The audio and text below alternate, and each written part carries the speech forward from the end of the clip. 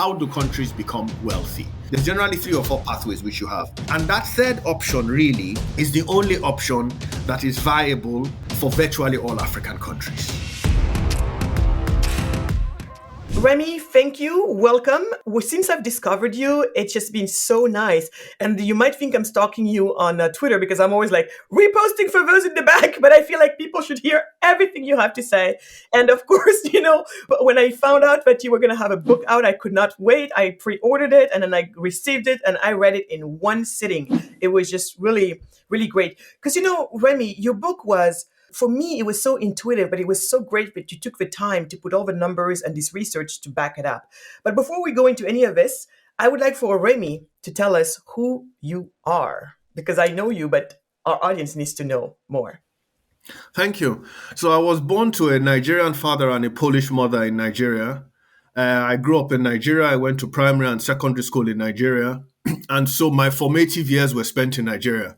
And I think my worldview up till today was to a significant extent shaped by my experiences in Nigeria and the things I saw around me, And then after secondary school in Nigeria, I moved to Poland, my mother's home country. And I lived in Poland there. I went to university. I worked in Poland for many years.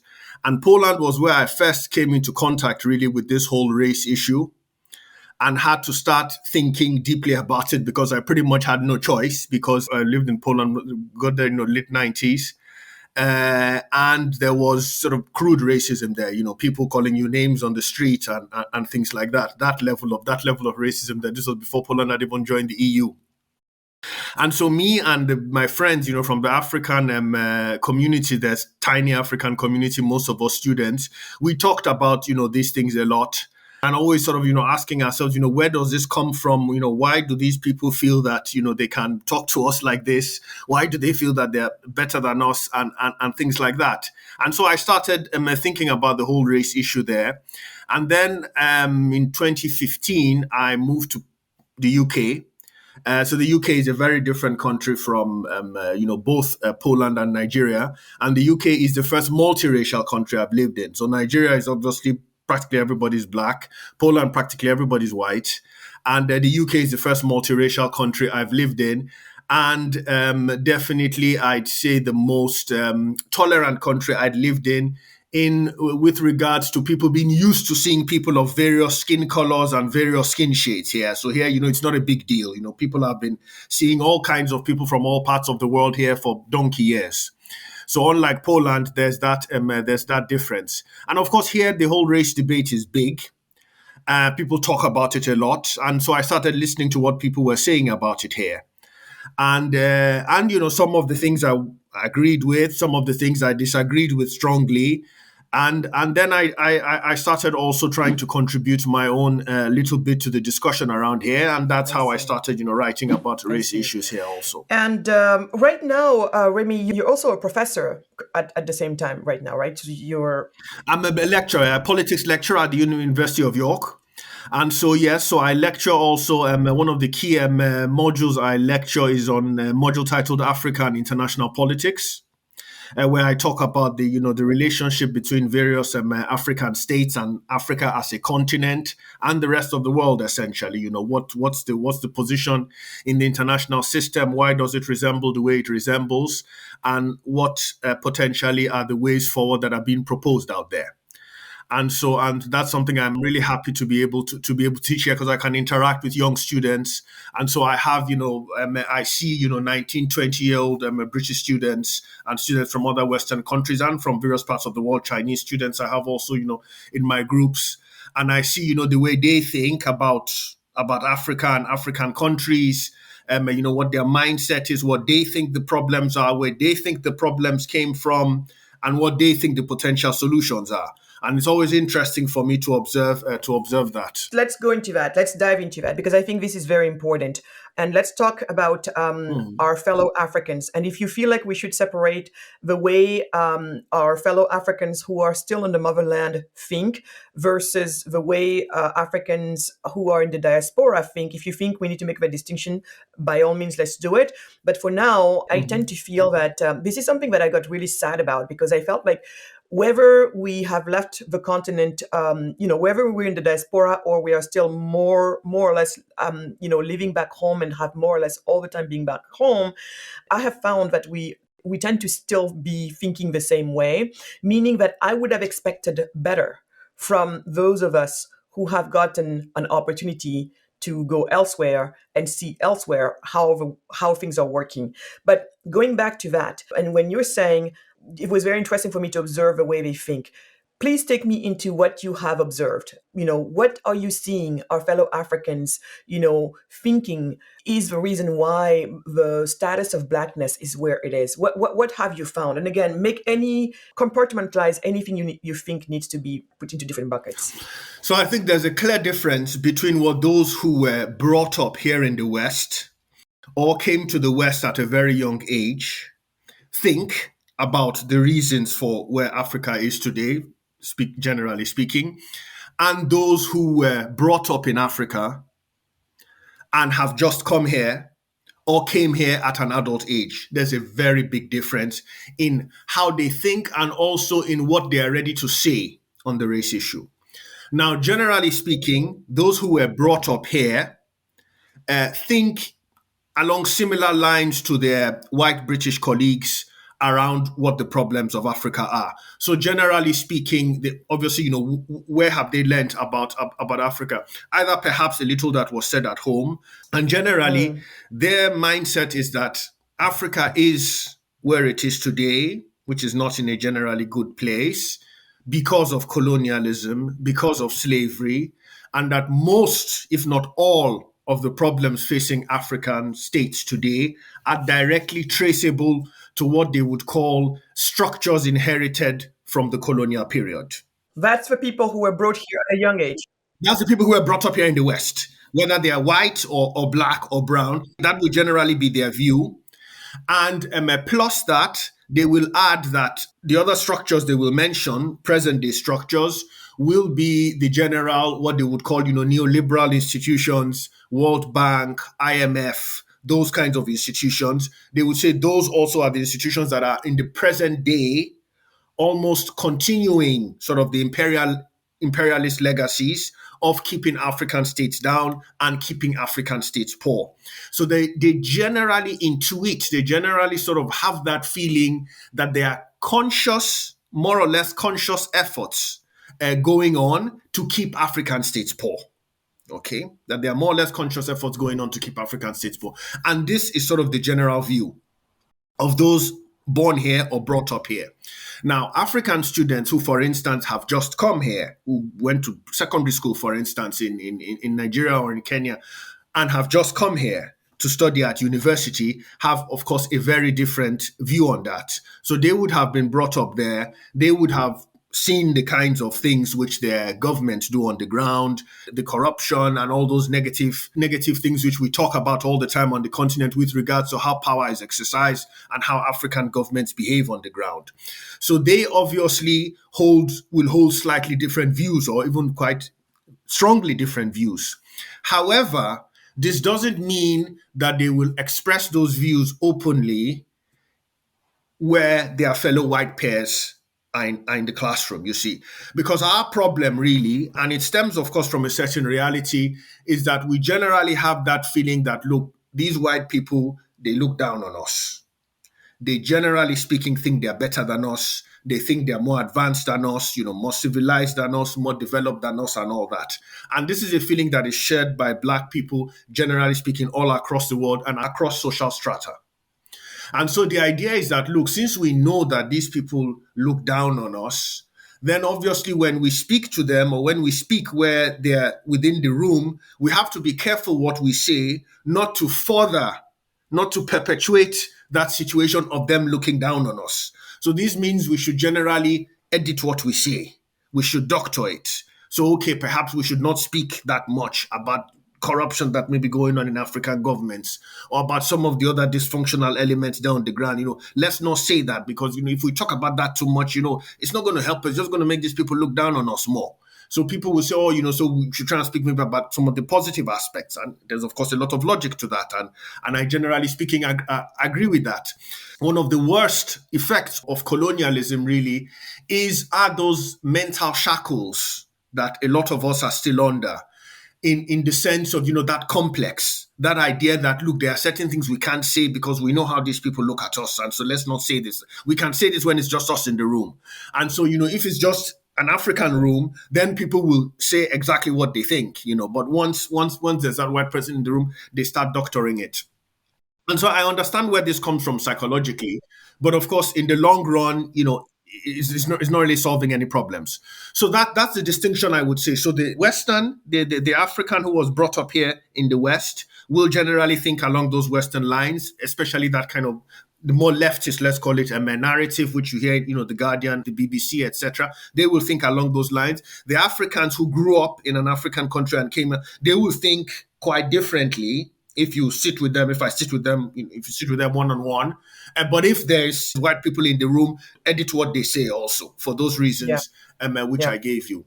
And so, Yeah. that's how it looks pretty much. No, that's very interesting. And thanks for making that very clear distinction, because I definitely can relate to it and I do see it. And it's very funny because based on what you just explained, then you can understand why someone like me, I get to be very upsetting for a lot of people, because the first bucket you talked about, they want to believe that there is this conscious effort of keeping us down, when I think both you and I, we know that the problem lies somewhere else, Mm-hmm. but somehow they become so angry. And I want to talk to you about that, because I basically sat down with Jordan Peterson and we had this conversation. And one of the clips that he took out, 10-11 minute clip, and the title was "Africa is not poor because of colonialism." I mean, Remi, you could not imagine. It seems like when you do that, you just hit a raw nerve, right? And I think some Africans are just ready and they're just so tired for this being our excuse for so long. And they're just like, finally, somebody say Mm-hmm. this. But then you have so many of them who were so upset, insults up and down the street. I mean, some people, it's almost like you just assaulted their identity. And that made me really sad. But for some of us, this is part of our identity, to be these oppressed people, to sit there and think that nothing will change until this other person, this other external factor that we have no control over, until that changes, there's nothing we can do. And for some of them, they think that the way to change this external factor, is just to go for coups, go for violence, go for first we get the French out, then we will be able to become prosperous. You can imagine, again, like I said, me having such a big problem. I mean, people just being like, it's quite polarizing, right? Those who are ready for another message are like, thank you, thank you. The other ones are like, you sell out. And then the second bucket you're talking about, oh, we got to be careful not to talk about our real problems, because if we do, we're going to reinforce these stereotypes that they already have of us. And so you can imagine that there, on top of that, when you're speaking to someone, especially if it's a white person, and they're talking about about issues. Of course, no, that's what would really annoy people, because if you said that in a Kenyan talk show, speaking to a Kenyan, or a Nigerian talk show speaking to a Nigerian, it would not elicit those kind of responses, those kind of furious responses, and what are you talking about, etc. The sin you committed was saying that to a white man, a man like Jordan Peterson, who generally, people generally know his views, and, the kind of views he gives, pro-capitalist, like you say, and also that, some see him as, some kind of intellectual white supremacist, some kind of intellectual version of a white supremacist, etc. Which is, by the way, something that I think is, in a way, some Africans, I find that, especially about Jordan Peterson, are really not, I'm not sure they're exercising their own, independent and critical thinking. It's like the left told them this is who Peterson is. And like you were saying, they have Yeah. really bought into those. So anyway, but go on. Hmm. No, of course, no, exactly like you say, and it's you have to sit down and listen to him to pick out and make your own mind up on what he is, etc. But a lot of people, like you say, don't do that. They have there are these figures that exist out there, these very well known figures, and there are strong opinions about them. and somebody might read a sentence or two which he says here and say, okay, so he's one of those ones who say that we are worse, we're not very civilized, etc., etc. So he's an enemy essentially, and this is an in-group mechanism. It's a psychological in-group mechanism that exists in all in-groups, and especially in groups that feel that they are positioned at the lower end of the social strata, at the lower end of the hierarchy system. They're especially sensitive to things like that. So generally, within the in-group here, yes, we can say everything which we think, but the out-group members are divided into friends and enemies, into allies and enemies. So, okay, fine. If we categorize this one as an ally or as a friend, yes, we can be a bit more open. So, essentially, the white progressives they would see as allies and friends, and the white people on the left, in Guardians or the BBCs, etc. Those ones they would say, oh yeah, these are we can count on them as some kind of friends. But the Jordan Petersons, etc., who say that no, that left wing narrative is not about that is all about colonialism and etc. Those ones are our enemies. And so you have that kind of response. Definitely. And for me, I wish to see, I dream to see the day in which we simply, because that's a kind of mental slavery, because it's, what does this come down to? It's a fear of that white gaze. You've heard Yes. the term before, Yes. the white gaze. So it's really a fear of the white gaze that, oh, we can't sort of, that's as if that gaze sort of, if it's critical, we start feeling uncomfortable and awkward or react with aggression and things like that.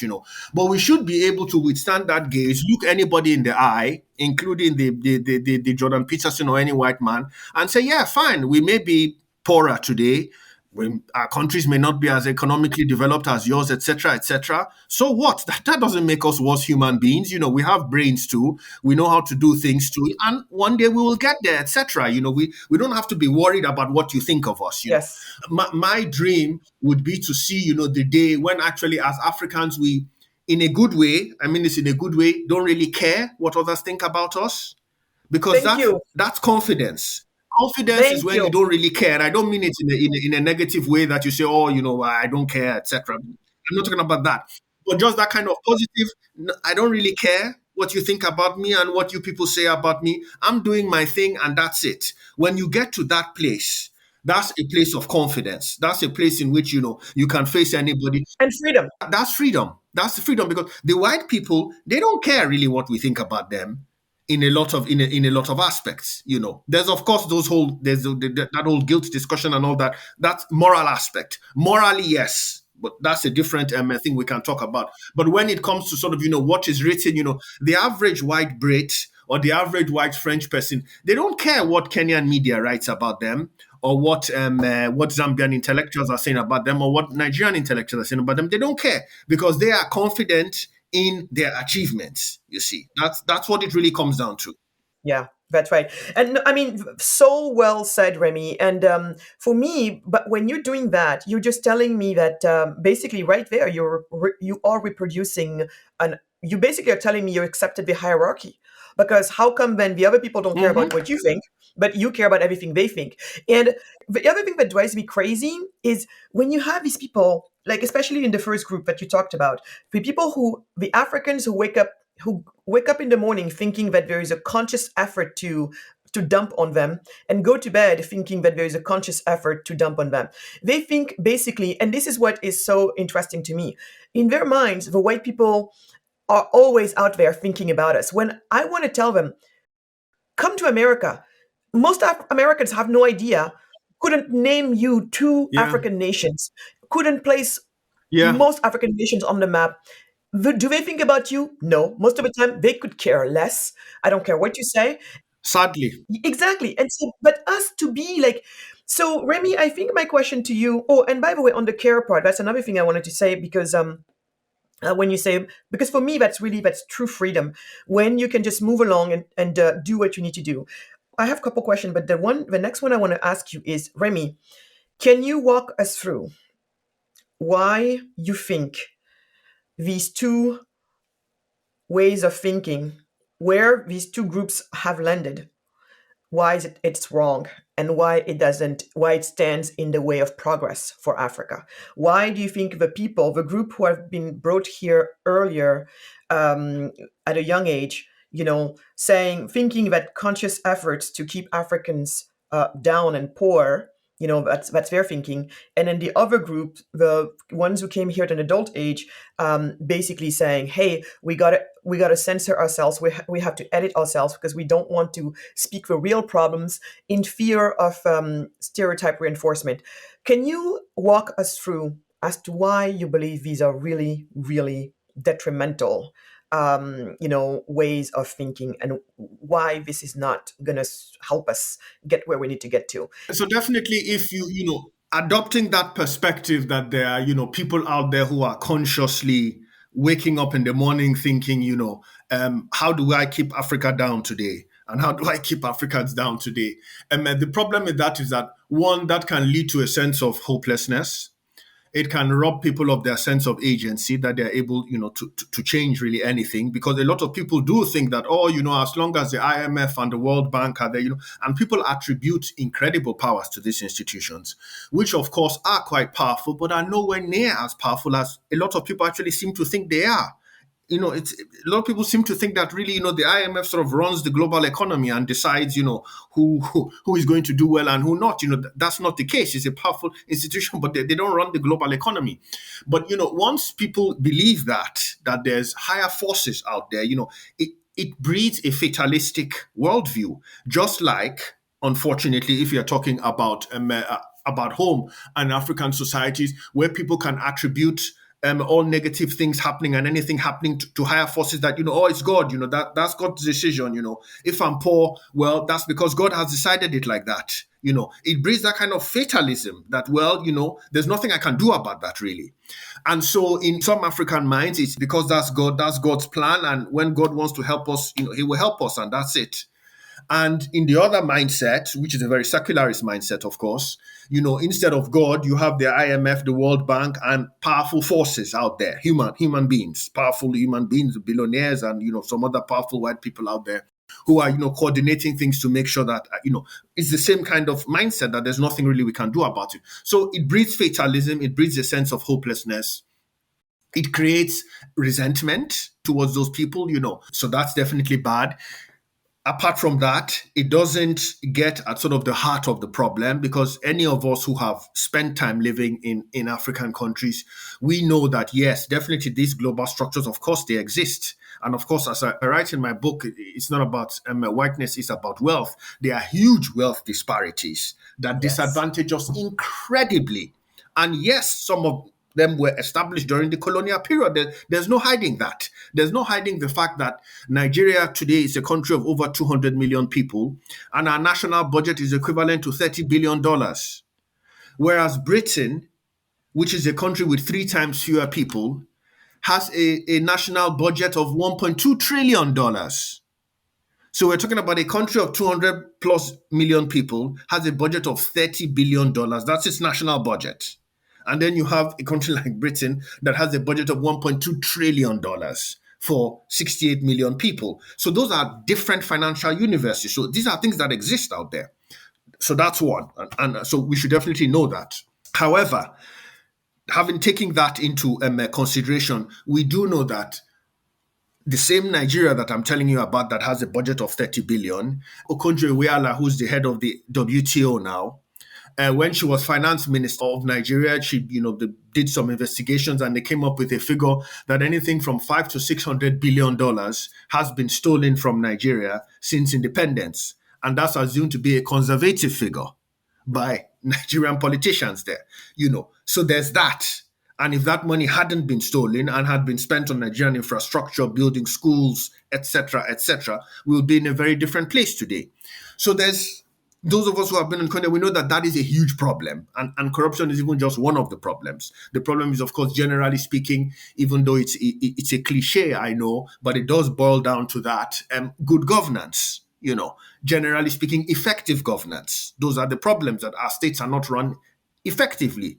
A state, of course, differs somewhat from a business. It's You're dealing with a much more complex mechanism, but it needs to run efficiently. Also, it needs to run effectively. The reason why some countries are wealthy and other countries aren't, to a significant extent, there are of course various factors at play, but to a significant extent is because those countries that became wealthy are run much more effectively, much more efficiently. If you go to a Japan, the way it's run, or a Singapore, the way it's run, or a Belgium, the way it's run, or a Britain, the way it's run, or a China, even the way it's run in its authoritarian fashion, etc. The systems are run effectively. Things are coordinated. Everybody's moving in generally one kind of direction. It's not chaotic dysfunctionality, as often, unfortunately, is the case in some African countries. And we see the differences in the African countries that are run much more effectively, like a Rwanda, for instance. And we can have a lot of criticisms towards the way Kagame runs Rwanda, and it's an authoritarian state. There's no dancing around that fact. And what happens to opposition members, etc. And that's definitely a discussion that should be had. But in terms of how the state is run, it's run quite effectively. And that's why not just foreigners often have confidence in Rwanda and in the Rwandan state, not just foreign capital, but Rwandans themselves also. And various surveys conducted show Rwandans are among the most positive about their country's future. But there was one African youth survey which was carried out, I think, in 2022, which spoke to Africans between the ages of 18 and 22. And they were asked, and people, 18 and 24, sorry, and people were simply asked, how confident are you? Do you think your country is moving in the right direction? And Rwanda, I think, was in the top 1, 2 countries where the youths of that country feel that, yeah, our country is moving in the right direction. So people know this and people can feel it. And Rwanda is a country that doesn't have huge natural resources. A country that was in a genocide less than 30 years ago. It was on its knees. Yeah, it was on its really knees.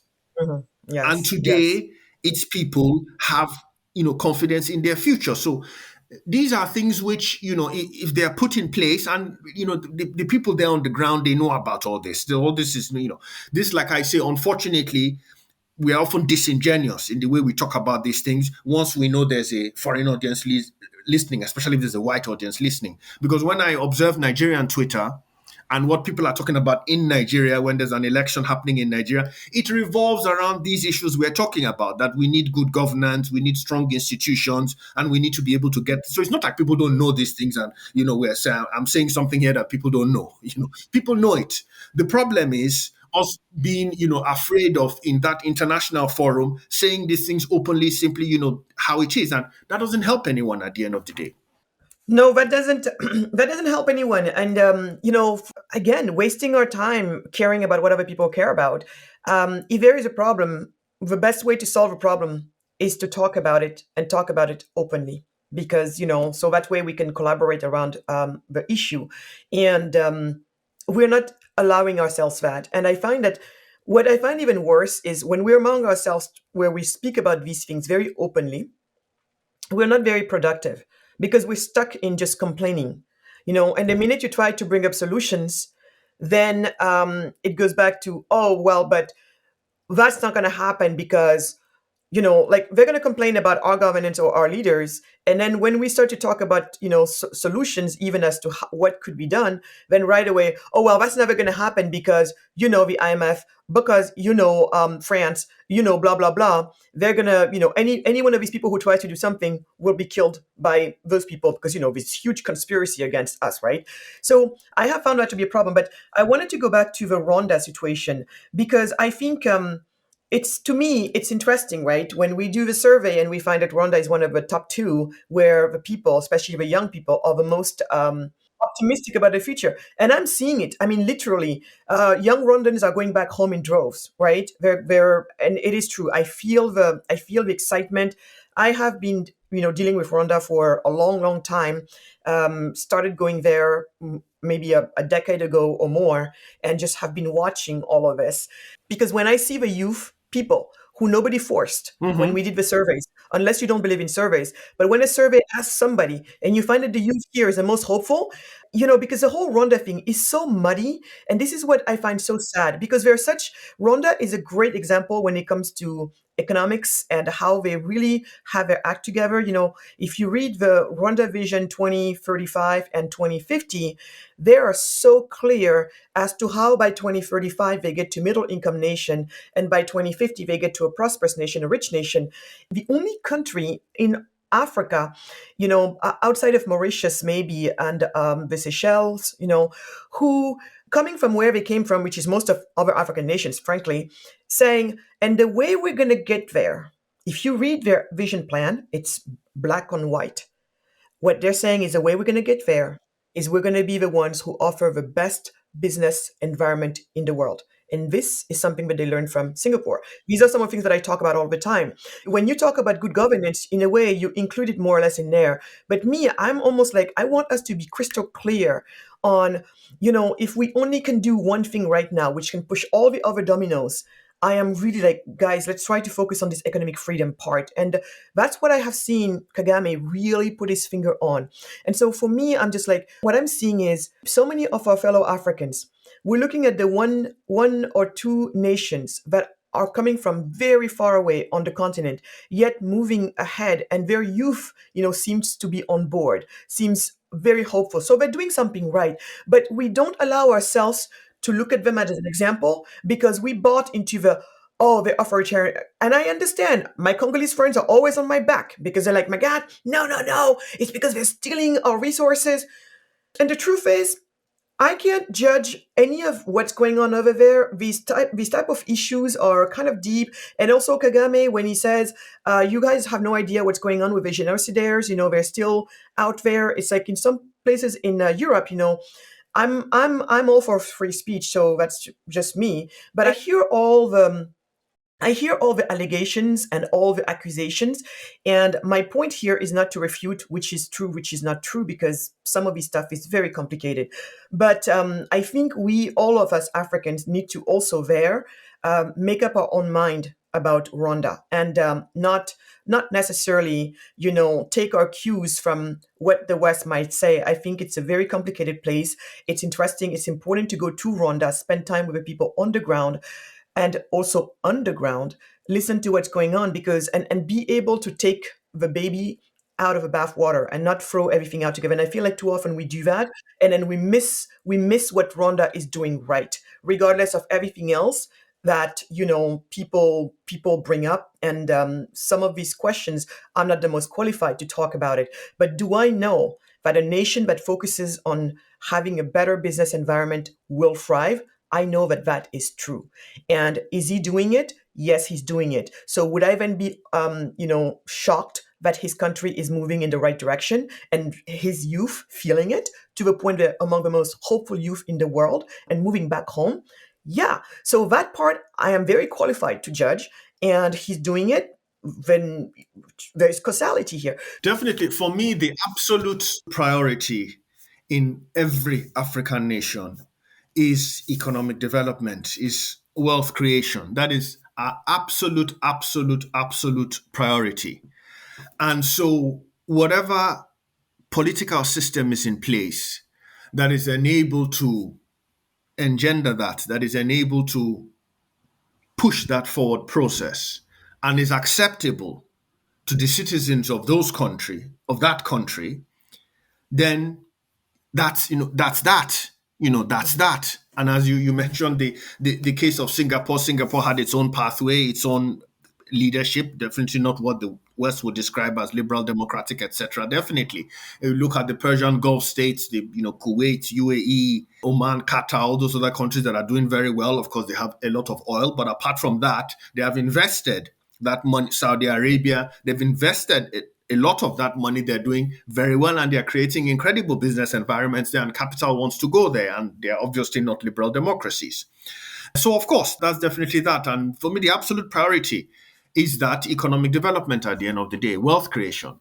Absolutely, wealth creation. And I think, like what you said, if the people of the country see themselves in it, it seems to be working for them, to the point that they want to do with Kagame what the people of Singapore have done with Lee Kuan Yew, right? Lee Kuan Yew was there forever. But people were basically, no, we don't want you to go anywhere. Please stay and continue doing what you're doing.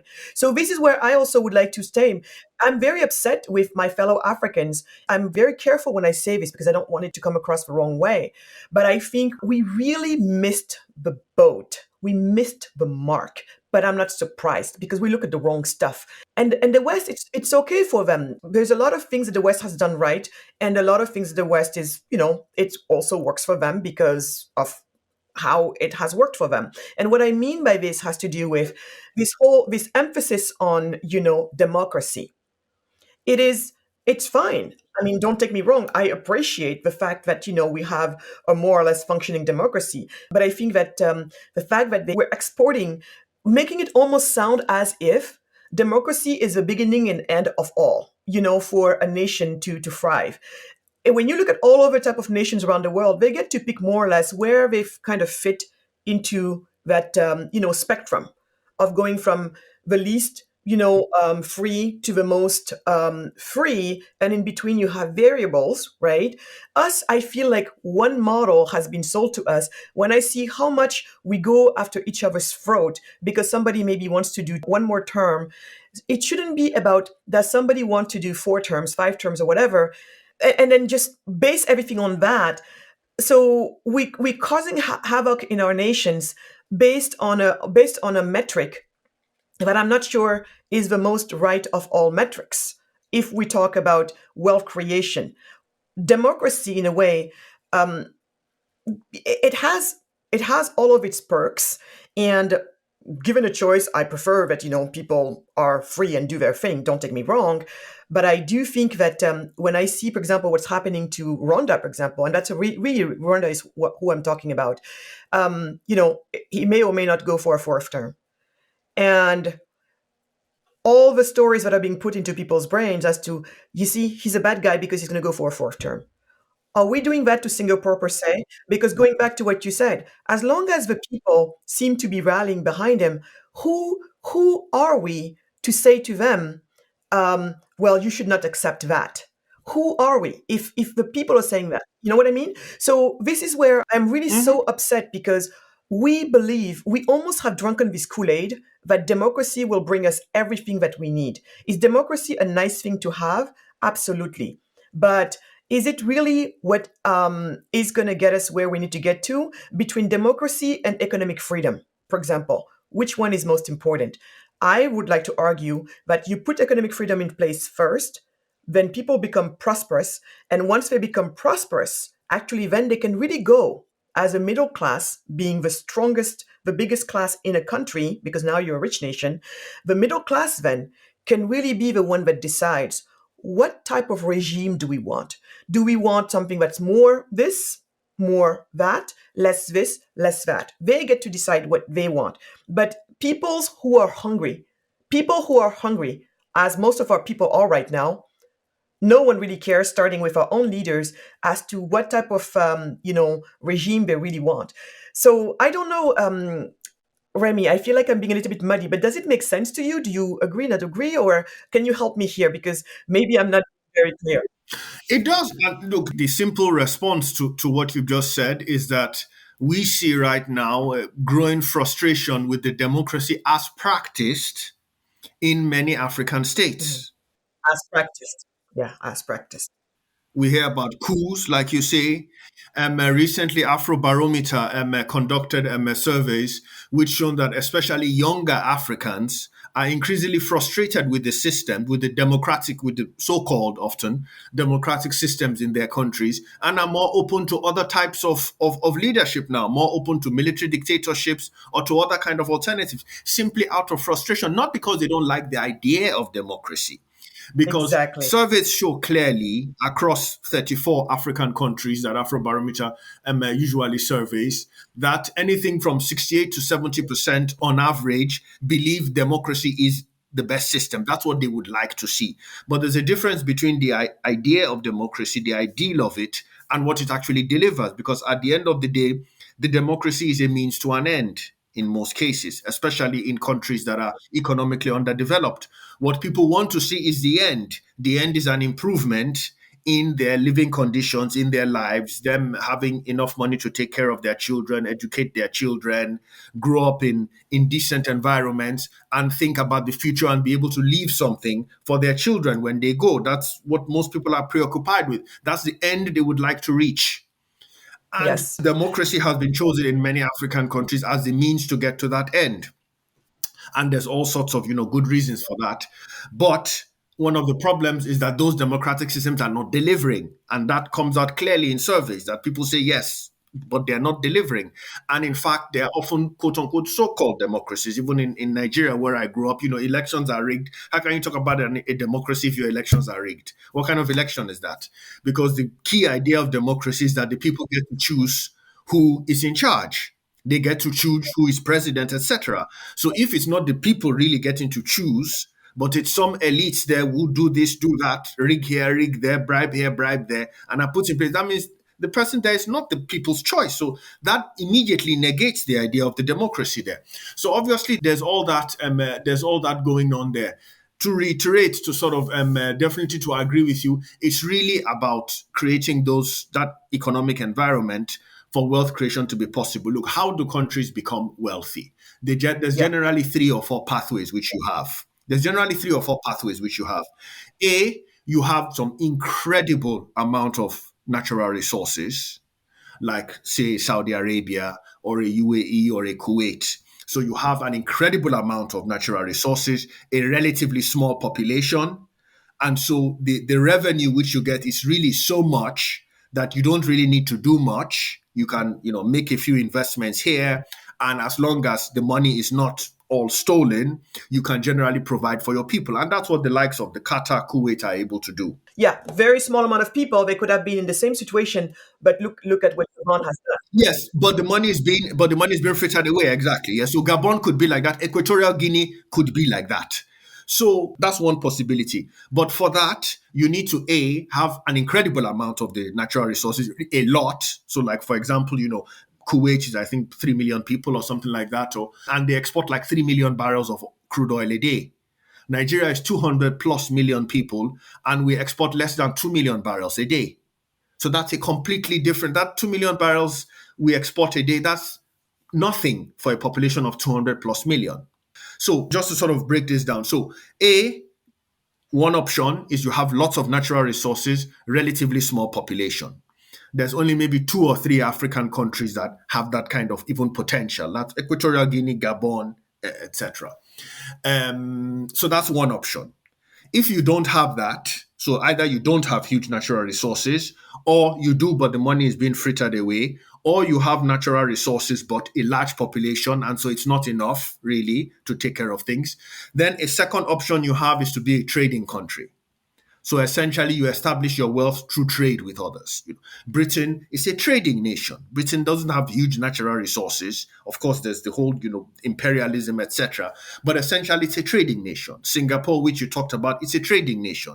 They don't not huge natural resources there or anything like that. They made their money through trade. So your other option is to be a trading nation. Obviously, to be a trading nation, geography also matters. So to be a trading nation, it's much easier if you are a nation that has access to the sea and you are strategically placed, positioned in such a way that trade can flow through your country and from your country. So that's a second option. Again, there'll be a few African countries that have that option, that have access to the sea, that could be trading countries. South Africa, of course, would be one example, and it does do quite a lot of trade. But most African countries are landlocked. Most African countries are landlocked. They don't have access to the sea. So that's your second option, and then your third option is essentially okay. We don't have that much natural resources, or they're not enough for everyone to go around. With trade, we are geographically not that strategically located.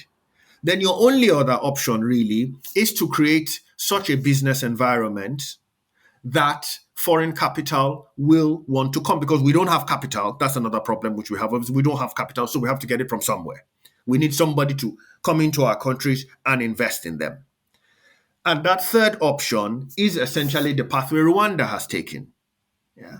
Because they know the potential for them being a trading nation is not that much, even geographically. They don't have huge natural resources. And so they've essentially focused on that third pathway, which is building a business environment, and generally speaking, an environment that would attract investment, that people would want to come in and put their money in to your country.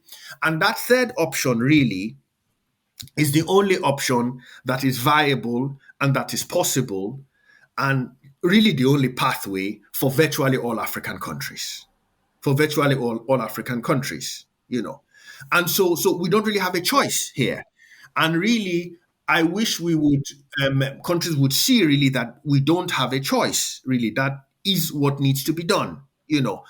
Otherwise, nothing is really going to move forward. Nothing is going to move forward. If that business environment is in place, look at, for instance, countries, why does Apple or Google, or why do some of these countries, why did they place their factories in China, or now they're even moving because China is becoming more expensive, and there's of course geopolitical tensions. Some of the favorite destinations now of foreign capital to move factories is Bangladesh, Vietnam. Bangladesh, Vietnam. That's where they're going. Why are they going to Bangladesh, Vietnam? Because those countries have been able to put infrastructure, a business infrastructure in place, and create an environment in place that is attractive to the Apples and Googles and foreign capital of the world. They've been able to put that in place, so they're going there. And the same way, if Kenya was able to put that kind of infrastructure in place, that kind of business infrastructure and business environment, if Nigeria was able to, if Zambia was able to, those places would be even more attractive for them, because the labor there might be even cheaper. Other things there might be even cheaper. Of course, we have the Yeah. power problem and all that, so there's all sorts of factors in it.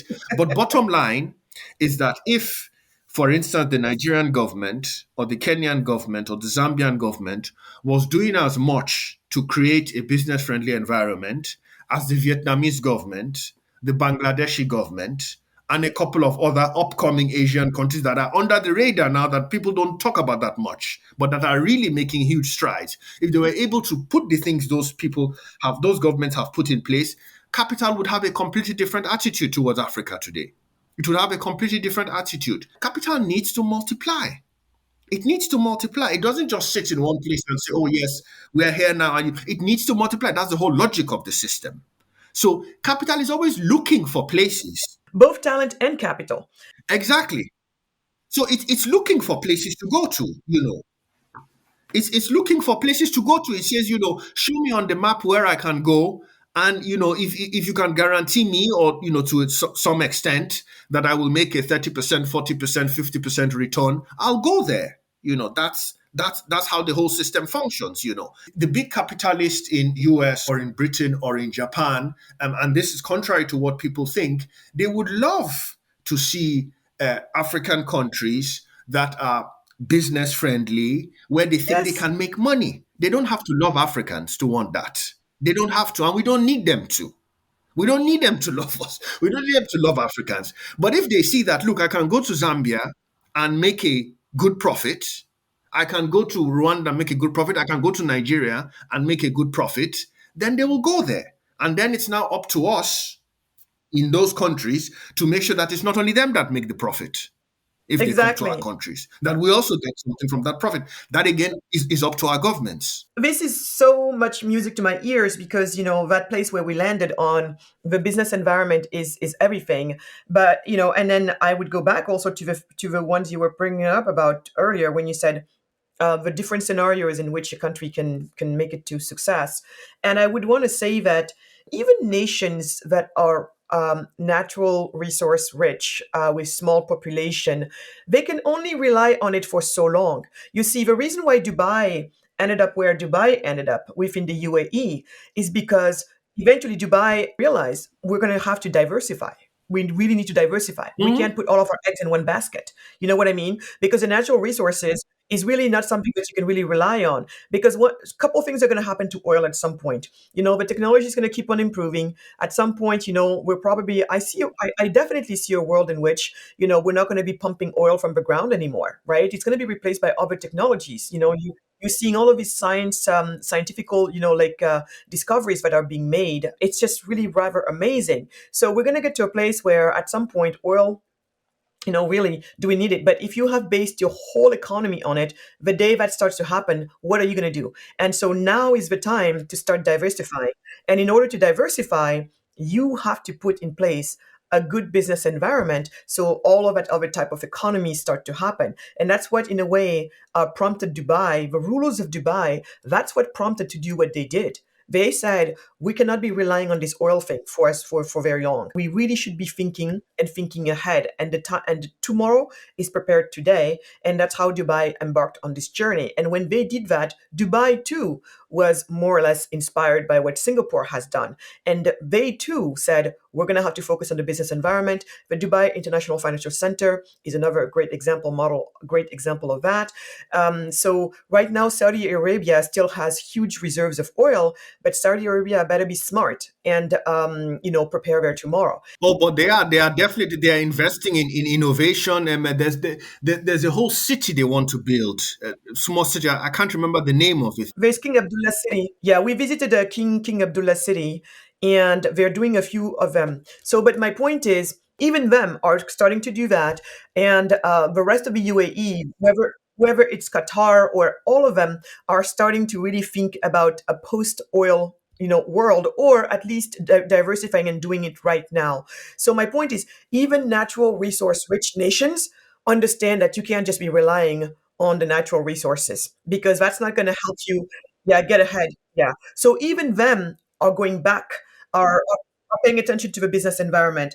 And then for trading, when you talk about the trading countries, trading is made easier when there is economic freedom as well, the freedom to move peoples and goods, services, ideas, all of that stuff. So the point I'm trying to make is, we fall back to the MVP, which is, the doing business environment has to be right. But the problem I have with that, Remy, our people never talk about it.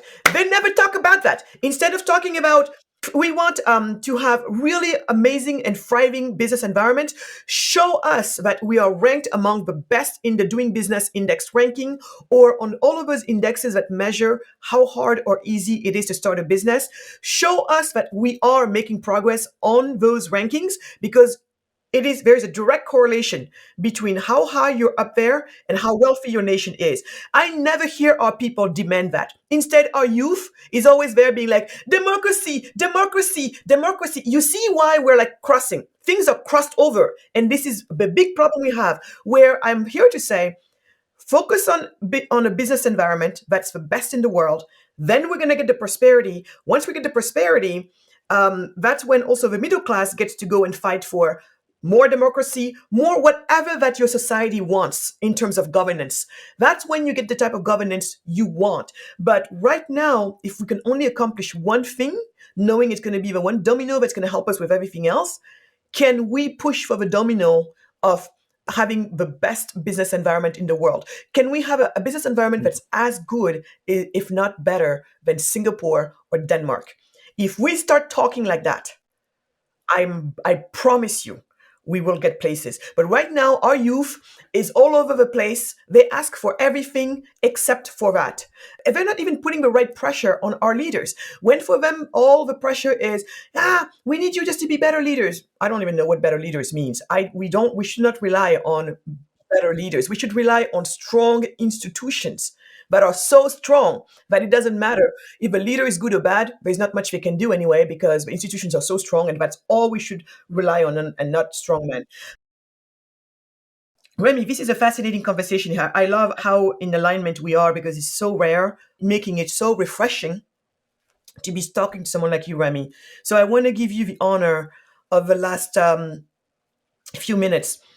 Remy, what's your advice? How do we move forward, Remy? I mean, One, just what you talked about, definitely that business environment thing is absolutely key, key, key, key, key. And when I talked about how nations also get wealthy by trading a lot, one of the positives that has emerged in recent years, it just needs to be practicalized, is the African Free Trade Zone, the AFCA, which is there. Now, Europe, 68% of the trade which European countries do is with other European countries. 68% of the trade which European countries do is with other European countries. In Asia, the figure is also, I can't remember, it's either 50 something percent or low 60s percent. In Africa, the trade African countries do with other African countries amounts to just 17% of their trade. Because we can't move. We can't even fly easily from one nation to another. Exactly, because for you to move a product from Lagos to Nairobi, it might cost you more than to move that product from Lagos to a city in China. Yeah. And by the way, that is part of the business environment, Remy. Remy, I'm not cutting you, but by the way, those things are part of a business environment. That's part of the things that fall into the business environment. Mhm. But go on. Of course, definitely, because what do you need to move that product from Lagos to Nairobi and then from Nairobi to Lusaka? Obviously, you need the infrastructure in place, so you must have some kind of road, some kind of rail network to physically move the goods. And then you need at the borders where you'll be crossing from Nigeria to the other countries and to get to Lusaka, you need to have first relatively low customs duties being taken on top of those products. Yeah. So the price is not rising drastically once it leaves Lagos. And then by the time it gets to Kenya, it's not even profitable anymore. So you have to have very low as possible sort of custom rate in between there to there. And then, of course, you have to, when we're talking about the institutions, crack down on customs officials that may want to demand bribes from somebody to be able to move that product because that just increases the price, etc. And this is, of course, all within that business environment. So you have to have the physical infrastructure in place. You have to have the policies in place. So that's keeping those the customs duties and all that people pay as low simply as possible, so that if it's costing the equivalent of cost me the equivalent of $2 to produce in Lagos, it hasn't cost me $5 by the time it gets to Nairobi, but it's cost me maybe $2.50, and then maybe I can sell that for the equivalent of $4, and I'm still making my profit. Yeah. Yeah. So that needs to be in place. So this African free trade zone, that's one of the key things really, which we need to work on.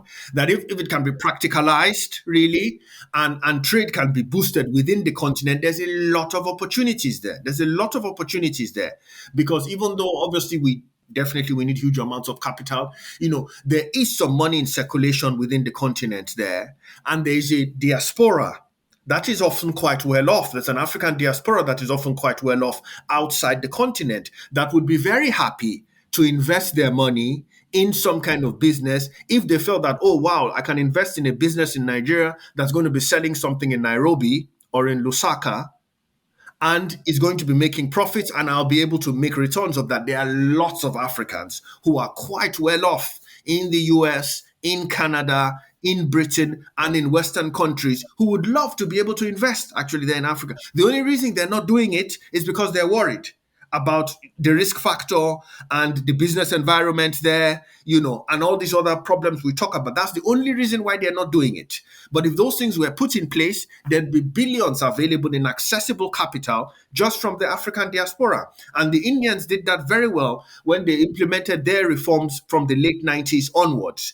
The Indian diaspora was instrumental in capital flowing to India once they started their reforms. The same with the Chinese diaspora. The Chinese diaspora was instrumental in capital flowing to China when they started their reforms. So that's a potential which we have really. That is there. Yes, There's we have it. billions and billions of dollars really in unlocked capital within that African diaspora. No, so I want to say if these things are put in place, if this business environment is put in place, and obviously there must be good, again, to go back to that, a cliche term, but it boils down to that. There must be that, good governance in place. So there must be, because, someone takes policy decisions on custom revenues and things like that. If that is there, there is some capital which we have to work with. And once things take off, again, what does big capital do? They look at the places, they have they have meetings, and then people come and make pitches, and where should I invest my money? Yeah, the big billionaire, he stands, and then he has consultants, and he asks them, where should I invest my money? And those consultants will say, oh, look, Zambia has been growing at 7.5% rate for the past 5-6 years. There's profits to be made there, so you should get this. Zambia, really? Oh wow, okay, tell me more about that. That's how it works. So if we're able to unlock the potential of the African diaspora capital to come into the continent and get things going, Then the other capital in the hands of white folk or Japanese folk or Arabs and all that will also look and say, look, it seems there's something going on there. I know somebody who's just made a $10 million profit, in Kenya or in Zambia. Maybe I'll put my money there too. But the ball needs to get rolling. Yeah, yeah. And by the way, those are the type of that's the type of capital you want, because you see, all capital is looking for a healthy, good business environment for sure. But there is a type of capital which is usually the type of capital you want that will never show up, because if there is no good business environment, because when you don't have a good business environment, the only type of capital that gets to survive for the most part is that the capital that comes from crony capitalism, the one that comes from crony business. Yes, And those businesses are usually not the nicest or the best. at all. Cronies are not nice. Cronies are not nice. And so when you make the business environment so rotten that a normal business, somebody who just shows up, doesn't need to know anybody in government, is not there to to pull strings. They just have a great idea. They have their capital. They want to work. They want to work hard. They just want to do their thing and thrive and hire employees, treat them right. Because if you don't treat them right, they leave. All of that stuff. That type of capital does not come when the business environment is not right. They have other things to do, and they're going to go to the places where things are easier. And so what you're left with in general in places that don't have a good business environment is as a lot of cronies and also a lot of multinationals. Not saying that multinationals are necessarily bad, but the problem is if all you're left with is if a few multinationals on one end and cronies, it's really not a good recipe for success. And we're seeing it right Of now. So course. what you're saying is very true. If we have better business environment, the diaspora is no stupider than any other diaspora. The diaspora is just waiting for the signal. The diaspora is African diaspora is just waiting for the signal that it's okay to go and build back home. The diaspora in Rwanda got those signals. Why? Because Paul Kagame put in place the right business environment, and talent and capital from the diaspora and everyone else is hearing that, and they're responding. They're responding and they're voting with their feet. They're going back home. Remi, I am very, very excited for you being on this earth, you championing the message that you champion. Your book was a book I was waiting for. Even before I knew you were writing it, even before it was out there. I've been following you for a while, and I just loved everything you put out there. I love your beautiful insight of 90% of the representatives of a Black race lives in Africa. And, for me, it was always intuitive that the fate of Blackness status is related to the state of Africa. If we become prosperous, I believe 80% of racism as we perceive it is going to go poof in the air. I really believe it. Of And course. your book is such a testament to that. And I think I might be the person who is buying the most books, because you need to tell me how to get multiple copies, because I'm just going to be giving them away like little candies, because this is so important. The minute our people make that switch in their head, I think it's going to be game over. Game over. Game over, Remy. So thank you so much for looking where you looked. And I don't know if you have any parting words for our, people listening to you. If somebody is saying, I really want to find out more about Remy. So what's your parting advice? And also, how do we get in touch with you, Remy? Well, parting advice, you can check me out on Twitter at Remi Adekoya. One, I think that's my Twitter handle at Remi Adekoya one. So you can always follow me on Twitter, and there I usually update whatever I'm doing, and you can find out any information about me, and we can engage. Got it. Got it. Very good. Well, Remy, thank you so much for being here. And like I said, keep up the wonderful work. Keep talking, keep researching, keep sharing. I think the time is right for this message. I think many people are tired of having heard the same thing for the past 60 plus years since we got our so-called independences.